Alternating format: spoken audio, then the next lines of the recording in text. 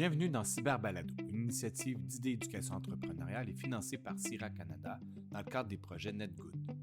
Dans cette série, des jeunes de 5 à 18 ans prennent le micro pour explorer les enjeux liés à la cybersécurité, cyberintimidation, hameçonnage, virus, piratage, fausses nouvelles, citoyenneté à l'ère numérique et bien plus encore.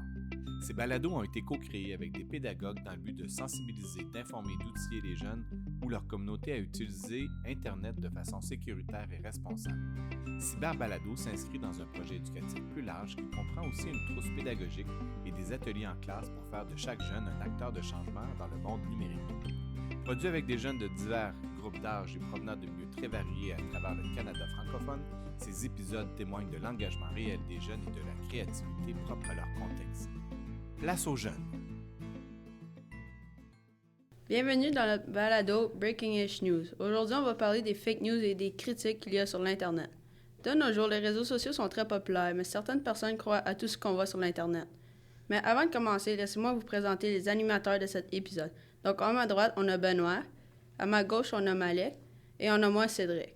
Aujourd'hui, on va surtout répondre et parler à des fake news, comme j'ai vu ça sur TikTok, donc c'est vrai. Peut-on croire à ce qu'on voit?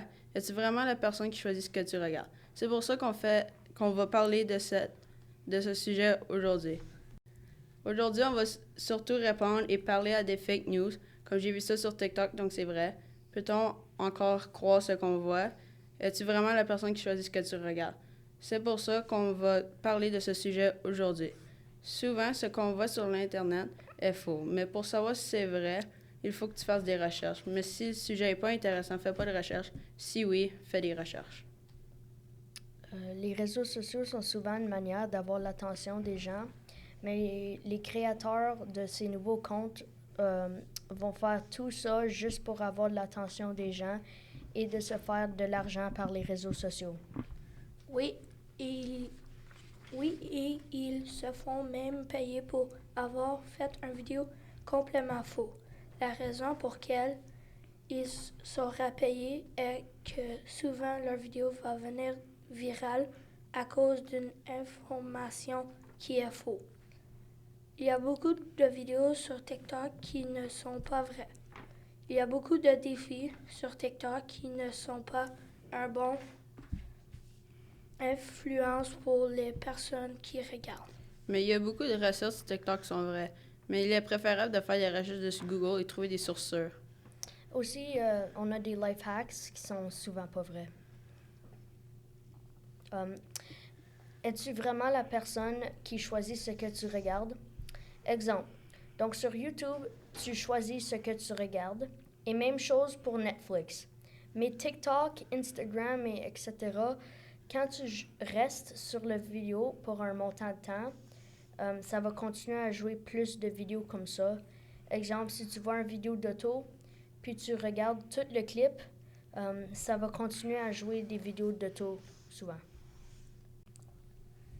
Pour conclure, les réponses à vos questions commencent par la première. Donc, peut-on croire ce qu'on voit? La réponse est non. La plupart des gens veulent juste votre attention pour être viral. Ensuite, j'ai vu ça sur TikTok, donc c'est vrai.